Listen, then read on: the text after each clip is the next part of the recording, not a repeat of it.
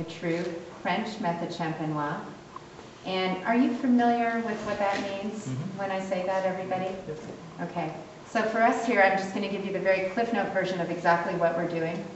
The Pinot Noir Chardonnay is pressed. It goes into a stainless tank. This vintage here got about 400 pounds of sugar added, plus a proprietary yeast that came out of Europe with our champagne maker, Claude Thibault, who is a third-generation gentleman who worked with Moet for years. We take that entire blend, we put it in one of these very heavy bottles with a beer cap. So do you want to tell me why we put a beer cap on? So the fermentation can happen and it doesn't explode. Got it, okay. So these have to hold up to 120 psi for years. And here at Karma, we lay them down for 3 years, and as you can see, there's your second fermentation going on in the bottle. The yeast is actively eating the sugar. That's what creates your effervescence in the true French champagne method. Okay. We then lay them down, we put them on these riddling racks, and we give them a hit and a quarter turn every day for 3 weeks. Okay. What's this called? Riddling your wine. All right. So we riddle them, and this has been interesting. Have you guys ever experienced riddling and done some riddling? It is fascinating. We thought when we'd started, Claude showed up and said, "Oh, Claude, you're in America. We're going to do it in a week. We'll get all the sediment down into the neck." You know, "Oh, Julie, no.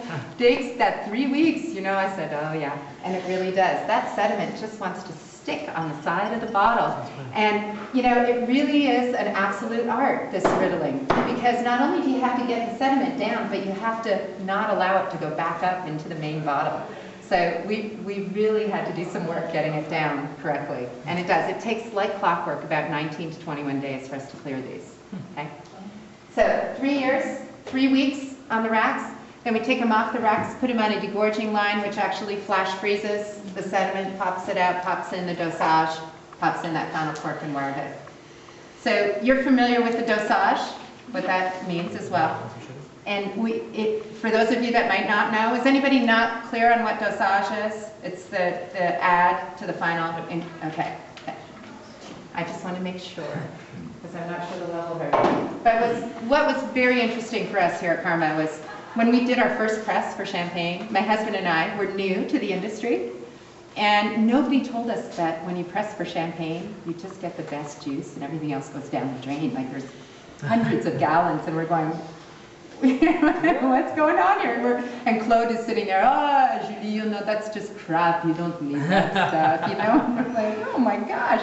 So my husband said the next year, "You know what, I'm keeping it. We're going to figure something out."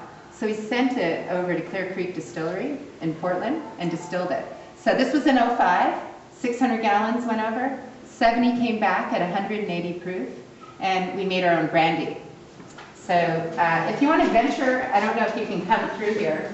So this is a 2-year, 3, 4, 5-year-old brandy here.